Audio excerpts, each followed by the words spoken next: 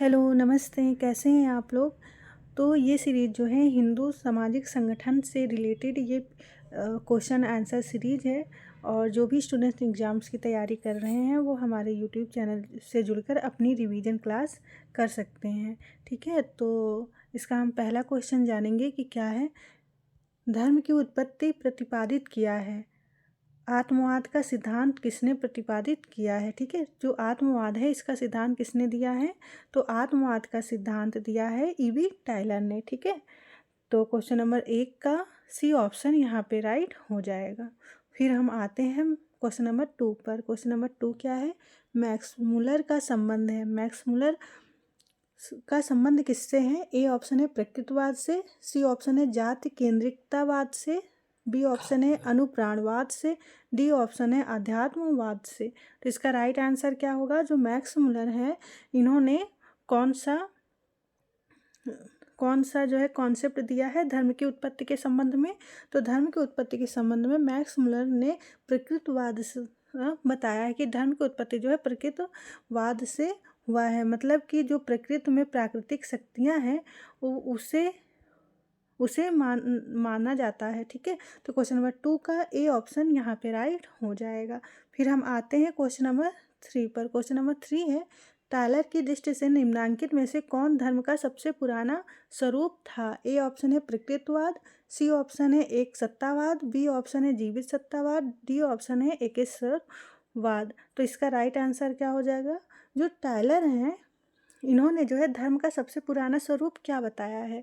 तो जो टायलर महोदय हैं इन्होंने जो है जीवित सत्तावाद को धर्म का सबसे पुराना स्वरूप बताया था। ठीक है, उनके टायलर के अकॉर्डिंग कि जो जीवित सत्तावाद है वो आत्माओं में और पूर्वजों में विश्वास करती हैं। ठीक है, तो टायलर ने जो है जीवित सत्तावाद के संबंध में अपना धर्म का सबसे पुराना स्वरूप बताया था। ठीक है, जैसे मैक्स मुलर हैं, टायलर हैं और बहुत सारे थिंकर हैं, उन्होंने जो है अपने अपने अकॉर्डिंग धर्म की उत्पत्ति का जो है कॉन्सेप्ट दिया है अपने अध्ययन के अनुसार। ठीक है, तो सबका सारे थिंकर का अपना अलग अलग विचार उन्होंने प्रस्तुत किया है जो हमें एग्ज़ाम में देखने को मिलता है और एग्ज़ाम में पूछा जाता है।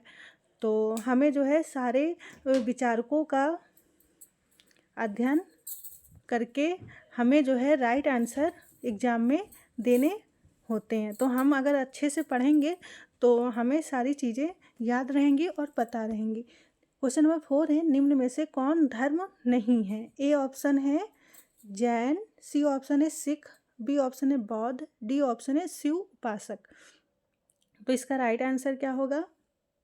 जैन, सिख और बौद्ध ये तीनों ही धर्म हैं, लेकिन जो एक शिव उपासक हैं यह धर्म नहीं माना जाता है। ठीक है, क्वेश्चन नंबर 4 का डी ऑप्शन यहाँ पे राइट हो जाएगा। फिर हम आते हैं क्वेश्चन नंबर 5 पर। क्वेश्चन नंबर 5 क्या है?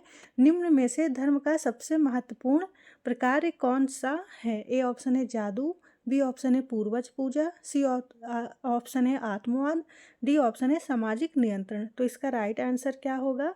जो धर्म का सबसे महत्वपूर्ण प्रकार कौन सा है? इसका राइट आंसर क्या होगा? इसका राइट आंसर हो जाएगा डी सामाजिक नियंत्रण।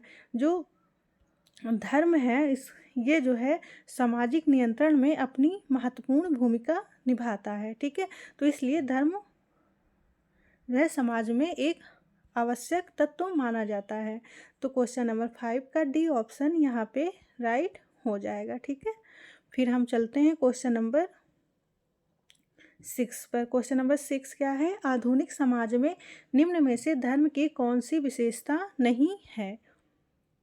ए ऑप्शन है धार्मिक बहुलता, सी ऑप्शन है कुलवाद धर्म, बी ऑप्शन है निजी धर्म, डी ऑप्शन है महिला धर्म। तो इसका राइट आंसर क्या होगा?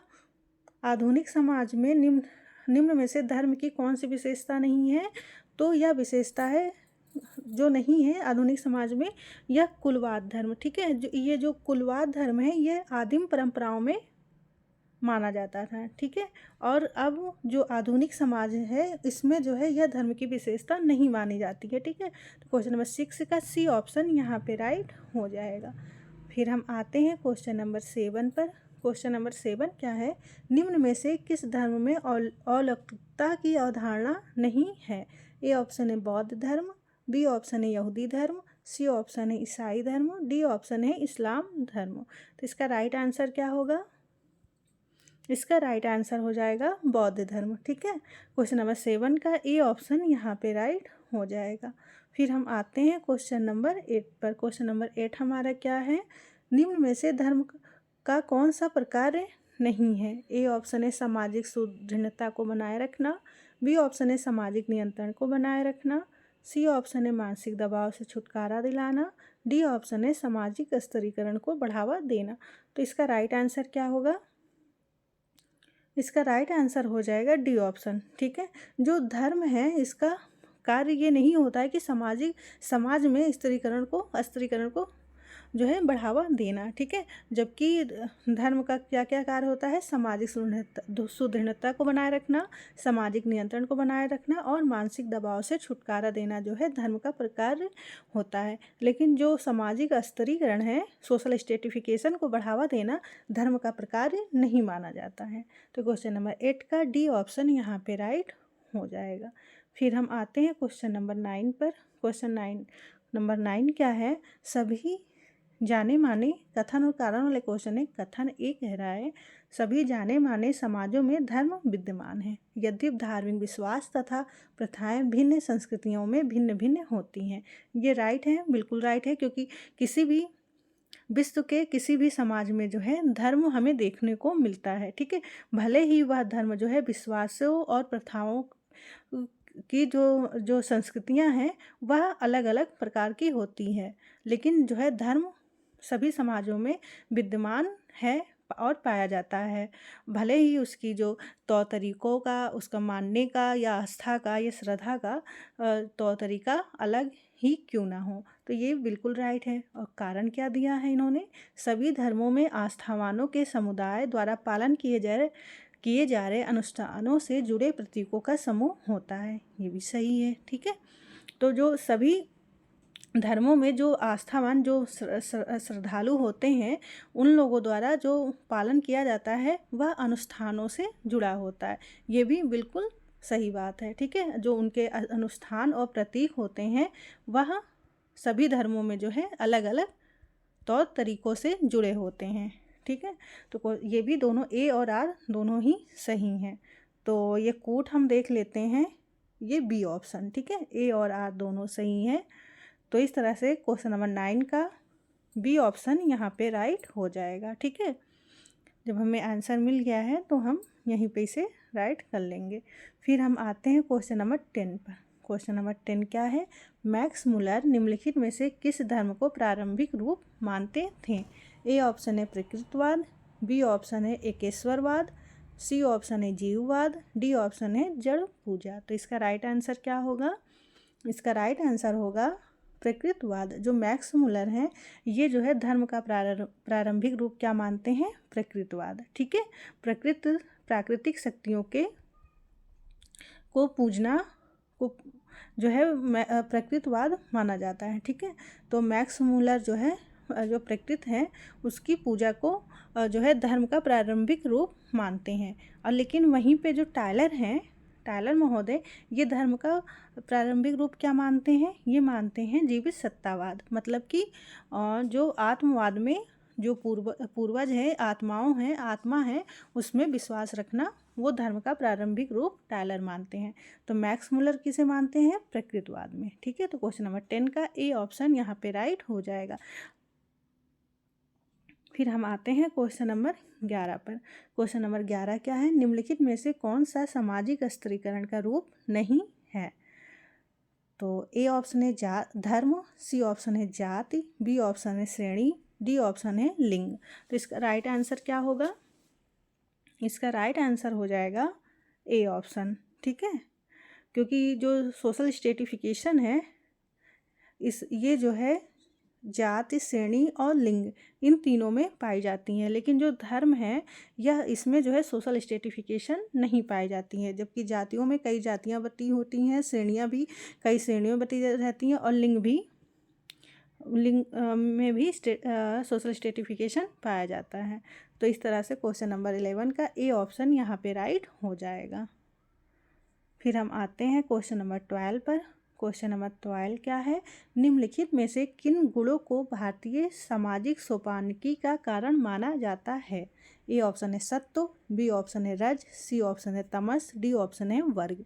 तो इसका राइट आंसर क्या होगा, हमें कोट में भरना है। तो हम कोट में भरते हैं। जो भारतीय सामाजिक सोपानकी है, इन किन गुणों को माना जाता है? एक पहला हो गया सत्व, रज और तमस।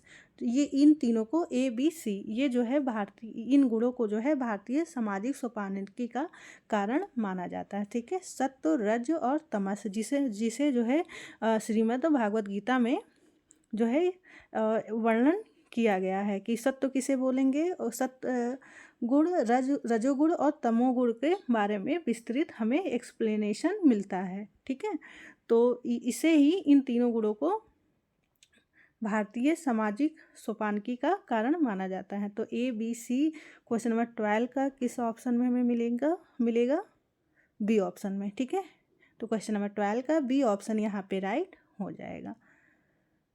फिर हम आते हैं क्वेश्चन नंबर 13 पर। क्वेश्चन नंबर 13 क्या है, धर्म पर चर्चा करते हुए किसने नैतिक विचारों के संवर्धन पर ध्यान दिया?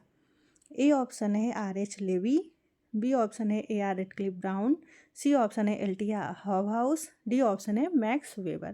तो इसका राइट आंसर क्या होगा, जो धर्म पर चर्चा करते हुए किसने नैतिक विचारों के संवर्धन पर बल दिया है, ये दिए हैं मैक्स वेबर ने। ठीक है, क्वेश्चन नंबर 13 का डी ऑप्शन यहाँ पे राइट हो जाएगा। ठीक है, तो फिर हम आते हैं क्वेश्चन नंबर 14 पर। क्वेश्चन नंबर 14 क्या है, धर्मनिष्ठा की अवधारणा में सबसे अधिक सामान्य तत्व कौन सा है? ए ऑप्शन है गरिमा, बी ऑप्शन है बुद्धिमत्ता, सी ऑप्शन है विनम्रता, डी ऑप्शन है अंधविश्वास। तो इसका राइट आंसर क्या होगा, इसका राइट आंसर हो जाएगा सी ऑप्शन, विनम्रता। यह जो है धर्मनिष्ठा की अवधारणा में सबसे अधिक सामान्य तत्व माना जाता है। ठीक है, जैसे कि एक हम कहानी सुनते हैं कि एक राजा रहते हैं, उनका जो है एक समय बाद उनका राजपाट और धन, सारी चीज़ें जो हैं उनसे छिन के जाने लगती हैं, यहाँ तक कि लक्ष्मी भी। तो लक्ष्मी जी जब उनसे पूछती हैं कि हम छोड़ के जा रहे हैं, तो तुम्हारे पास अभी क्या है? तो उन्होंने कहा कि मेरे पास विनम्रता है। तो ये सुनते ही लक्ष्मी जी जो हैं उनके पास आ जाती हैं कि जहाँ विनम्रता है वहाँ लक्ष्मी भी रहेंगी। तो उनका जो है सारी चीज़ें जाते हुए भी सब खो गई थी, लेकिन विनम्रता होने के कारण उनके पास सारी चीज़ें वापस आ गई थी। ठीक है, लक्ष्मी, राजपाट और धन, सारी चीज़ें उनके पास। तो ये एक कहानी है जिसे हमने बहुत पहले सुना था, मुझे याद आ गया ये क्वेश्चन देख के। तो इस तरह से जो है धर्मनिष्ठा की अवधारणा में सबसे अधिक सामान्य तत्व क्या है, विनम्रता। ठीक है, ये कहानी से मुझे एकदम से याद आया। क्वेश्चन नंबर 14 का सी ऑप्शन यहाँ पे राइट हो जाएगा। तो इसलिए हमें हमेशा विनम्र रहना चाहिए। क्वेश्चन नंबर 15 क्या है, निम्नलिखित में से कौन प्राचीन हिंदू की सामाजिक संरचना की व्याख्या करता है? ए ऑप्शन है धार्मिक सहिष्णुता, बी ऑप्शन है अहिंसा, सी ऑप्शन है अवतारी में विश्वास, डी ऑप्शन है वर्णाश्रम धर्म। तो इसका राइट आंसर क्या होगा, क्वेश्चन नंबर 15 की जो प्राचीन हिंदू सामाजिक संरचना की व्याख्या क्या करता है, जो प्राचीन हिंदू की सामाजिक संरचना की व्याख्या करता है वर्णाश्रम धर्म। ठीक है, तो क्वेश्चन नंबर 15 का डी ऑप्शन यहाँ पे राइट हो जाएगा। वर्णाश्रम धर्म का मतलब कि जो ब्रह्मचर्य आश्रम और जो है सन्यासी और गृहस्थ आश्रम वाला जो सामाजिक संरचना है, उसके बारे में जो है ये हिंदू सामाजिक संरचना व्याख्या करता है। क्या, डी ऑप्शन। ठीक है, तो क्वेश्चन नंबर 15 का डी ऑप्शन यहाँ पे राइट हो जाएगा। इसे हम विस्तृत आगे जानेंगे। फिर हम आते हैं क्वेश्चन नंबर 16 पर। क्वेश्चन नंबर 16 क्या है, उत्तर वैदिक काल में भारत की वर्ण व्यवस्था का आधार था, क्या था? ए ऑप्शन है जन्ममूलक, बी ऑप्शन है गुण कर्म, सी ऑप्शन है धंधेगत पहचान, डी ऑप्शन है पारंपरिक प्रतिष्ठान। तो इसका राइट आंसर क्या होगा, जो उत्तर वैदिक काल है उसमें भारत की अर्थव्यवस्था का आधार क्या था? तो उत्तर वैदिक काल में जो है भारत की वर्ण व्यवस्था का आधार जन्ममूलक था। ठीक है, जबकि जब वैदिक काल था तो उसमें जो है जन्ममूलक ना होके कर्म से हमें पहचान मिलती थी। हम जो कर्म करेंगे उसी के आधार पे हमें जो है अपनी पहचान समाज में मिलती थी। लेकिन जब वैदिक काल के बाद से जब उत्तर वैदिक काल आया तो भारत में जो है वर्ण व्यवस्था का आधार जन्म मूलक हो गया। ठीक है, जिस जन्म में आपके पूर्वज कार्य कर रहे थे उसी के आधार पे आपको पहचान मिलेगी, ना कि कर्म के आधार पे। ये कर्म के आधार पे हमें पहचान मिलती थी वैदिक काल में। ठीक है, तो फिर उत्तर वैदिक काल में वर्ण व्यवस्था का आधार क्या था? ए ऑप्शन, जन्म मूलक। ठीक है, फिर हम आते हैं क्वेश्चन नंबर 17 पर। क्वेश्चन नंबर 17 क्या है? वर्णाश्रम व्यवस्था में निम्नलिखित में से सर्वाधिक महत्व किसे मिला है? ए ऑप्शन है व्यक्ति को, बी ऑप्शन है समाज को, सी ऑप्शन है व्यक्ति व समाज के सामंजस्य को, डी ऑप्शन है सभी को। तो इसका राइट आंसर क्या होगा? जो वर्णाश्रम व्यवस्था है इसमें सर्वाधिक महत्व किसे दिया गया था? व्यक्ति व समाज के सामंजस्य को। ठीक है, तो क्वेश्चन नंबर 17 का सी ऑप्शन यहाँ पे राइट हो जाएगा। फिर हम आते हैं क्वेश्चन नंबर 18 पर। क्वेश्चन नंबर 18 क्या है? कर्म के सिद्धांत में निम्नलिखित में से कौन सा सही नहीं है? ए ऑप्शन है कर्म सिद्धांत भाग्यवादी है, बी ऑप्शन है कर्म व सिद्धांत पुनर्जन्म में विश्वास करता है, सी है इसमें कर्मफल अनिवार्य है, डी है कर्म का सिद्धांत व्यवहारिक व वैज्ञानिक है। तो इसका राइट आंसर क्या होगा? इसका राइट आंसर हो जाएगा ए ऑप्शन। ठीक है, जो कर्म का सिद्धांत है यह भाग्यवादी नहीं है। ठीक है, आपको कर्म के अकॉर्डिंग आपको फल मिलेगा। तो इसमें पूछ रहा है कि कर्म के सिद्धांत में निम्नलिखित में से कौन सा सही नहीं है? तो ये ए ऑप्शन। ठीक है, कर्म का सिद्धांत भाग्यवादी है, ये ए ऑप्शन इसका राइट आंसर हो जाएगा। ये गलत है। ठीक है, तो क्वेश्चन नंबर 18 का ए ऑप्शन यहाँ पे राइट हो जाएगा, यह सही नहीं है। फिर हम आते हैं क्वेश्चन नंबर 19 पर। क्वेश्चन नंबर 19 क्या है? हिंदू आश्रम व्यवस्था का मुख्य उद्देश्य था, क्या था? ए ऑप्शन है व्यक्ति का शारीरिक विकास करना, बी ऑप्शन है व्यक्ति को सन्यासी बनाना, सी ऑप्शन है व्यक्ति को पुरुषार्थ के व्यवस्थित पूर्ति के योग्य बनाना, डी ऑप्शन है व्यक्ति को सांसारिक जीवन के प्रति उदासीन बनाना। तो इसका राइट आंसर क्या था? जो हिंदू में आश्रम व्यवस्था था इसका मुख्य उद्देश्य था व्यक्ति को पुरुषार्थ के व्यवस्थित पूर्ति के योग्य बनाना। ठीक है, तो क्वेश्चन नंबर 19 का सी ऑप्शन यहाँ पे राइट हो जाएगा। तो पुरुषार्थ कितने प्रकार के होते हैं? धर्म अर्थ काम मोक्ष, 4 प्रकार के। ठीक है, तो इसी के लिए जो धर्म अर्थ काम मोक्ष पुरुषार्थ है इसके लिए जो है हिंदू आश्रम व्यवस्था को बनाया गया था और इसका मुख्य उद्देश्य था व्यक्ति को पुरुषार्थ के व्यवस्थित पूर्ति करने के योग्य बनाना। ठीक है, तो क्वेश्चन नंबर 19 का सी ऑप्शन यहाँ पे राइट हो जाएगा। फिर हम आते हैं क्वेश्चन नंबर 20। क्वेश्चन नंबर 20 बहुत इजी क्वेश्चन है। कर्म का सिद्धांत किसके द्वारा समझाया गया? ए ऑप्शन है राम, बी ऑप्शन है श्री कृष्ण, सी ऑप्शन है शिव, डी ऑप्शन है ब्रह्मा। तो इसका राइट आंसर क्या होगा? कृष्ण। ठीक है, श्रीमद् भागवत गीता में श्री कृष्ण ने जो है कर्म का सिद्धांत के बारे में बताया है। ठीक है, तो क्वेश्चन नंबर 20 का बी ऑप्शन यहाँ पे राइट हो जाएगा। आप जो है श्रीमद् भागवत गीता अवश्य पढ़ें ताकि आपको एक जो है सामंजस्य बनाने में जीवन को जो है को बहुत अच्छा जो है समझाया गया है। ठीक है, अगर आपको बहुत ही ज़्यादा नॉलेज मतलब प्राप्त करना है या खुद को जो है एक तटस्थता के रूप में जो है व्यवस्थित करना, आप अपने आप को बैलेंस करना है तो आपको जो है पढ़ना चाहिए श्रीमद् भागवत गीता। ठीक है, वो चीज़ें ना इसे पढ़ने से आपको जो है आप एक न्यूट्रल सोच पाएंगे, इसलिए मैं कह रही हूँ। और आपके ऊपर है। क्वेश्चन नंबर 21 क्या है? भारतीय सामाजिक दर्शन के अनुसार कितने संस्कार बताए गए हैं?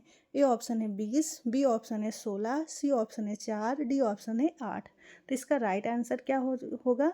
जो भारतीय सामाजिक दर्शन है उसके अनुसार कितने संस्कार बताए गए हैं? 16। ठीक है, तो क्वेश्चन नंबर 21 का बी ऑप्शन यहाँ पे राइट हो जाएगा।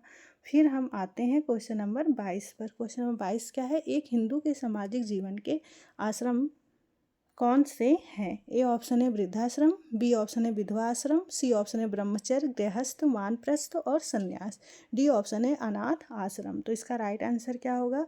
जो एक हिंदू सामाजिक जीवन के आश्रम है वह है ब्रह्मचर्य, गृहस्थ, वानप्रस्थ और संन्यास। ठीक है, क्वेश्चन नंबर 22 का सी ऑप्शन यहाँ पे राइट हो जाएगा। फिर हम आते हैं क्वेश्चन नंबर 23 पे। क्वेश्चन नंबर 23 क्या है? हिंदू समाज संगठन के चतुर्वर्ण कौन से हैं? ए ऑप्शन है ब्राह्मण, क्षत्रिय, वैश्य, शूद्र। और बी ऑप्शन है मुस्लिम, ईसाई, पारसी, सिख। सी ऑप्शन है गोंड, भील, मुंडा, ओराव। डी ऑप्शन है पंजाबी, गुजराती, बंगाली और मद्रासी। तो इसका राइट आंसर क्या होगा? ये तो बहुत इजी क्वेश्चन है। हिंदू सामाजिक संगठन के चतुर्वर्ण माने जाते हैं ब्राह्मण, क्षत्रिय, वैश्य और शूद्र। ठीक है, तो क्वेश्चन नंबर 23 का ए ऑप्शन यहाँ पे राइट हो जाएगा। फिर हम आते हैं क्वेश्चन नंबर 24 पर। क्वेश्चन नंबर 24 क्या है? अपने जीवन को भगवत गीता में वर्णित कर्म के सिद्धांत के अनुसार जीना व्यक्तिगत विघटन को रोकने का सर्वोत्तम तरीका है। ए ऑप्शन है यह असंभव है, बी यह बहुत सही है क्योंकि यह भावनात्मक स्थिरता रखता है, सी ऑप्शन यह बहुत कठिन है, डी ऑप्शन है यह भ्रामक है। तो इसका राइट आंसर क्या होगा? तो इसका राइट आंसर हो जाएगा बी ऑप्शन। ठीक है, यह बहुत सही है क्योंकि यह भावनात्मक स्थिरता सिखाता है। ठीक है, तो जो श्रीमद् भागवत गीता है में वर्णित कर्म का सिद्धांत के अनुसार जीना व्यक्तिगत विघटन को रोकने का सर्वोत्तम तरीका माना जाता है। ठीक है, तो क्वेश्चन नंबर 24 का बी ऑप्शन यहाँ पे राइट हो जाएगा। फिर हम आते हैं क्वेश्चन नंबर 25 पर। क्वेश्चन नंबर 25 क्या है? निम्नांकित समाजशास्त्रियों में से किसने हिंदू विवाह के आधारभूत उद्देश्यों में धर्म, प्रजा और रत की विवेचना की है? ए ऑप्शन है आई.पी. देसाई, बी ऑप्शन है जी.एस. घुर्रे, सी ऑप्शन है पी.एन. प्रभु, डी ऑप्शन है के.एम. कपाड़िया। तो इसका राइट आंसर क्या होगा?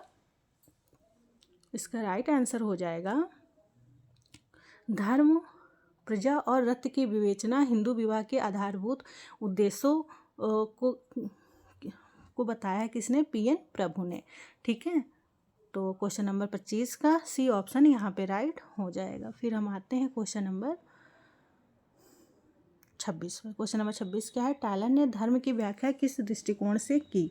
ए ऑप्शन है प्रकार्यात्मक, बी ऑप्शन है तात्विक, सी ऑप्शन है ऐतिहासिक, डी ऑप्शन है सामाजिक। तो इसका राइट आंसर क्या होगा? जो टायलर ने धर्म की व्याख्या किस दृष्टिकोण से की है? तात्विक से। ठीक है, क्वेश्चन नंबर 26 का बी ऑप्शन यहाँ पे राइट हो जाएगा।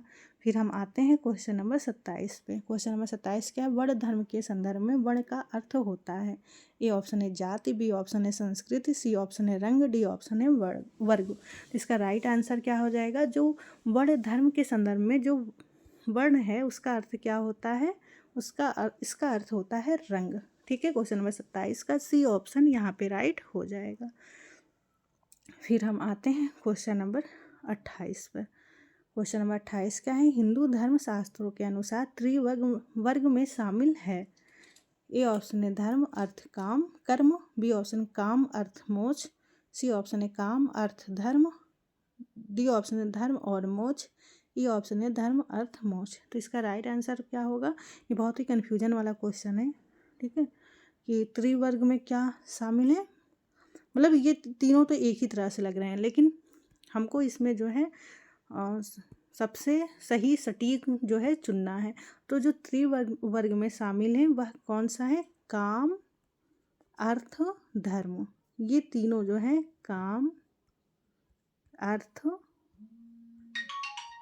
इसका राइट आंसर क्या होगा? धर्म, अर्थ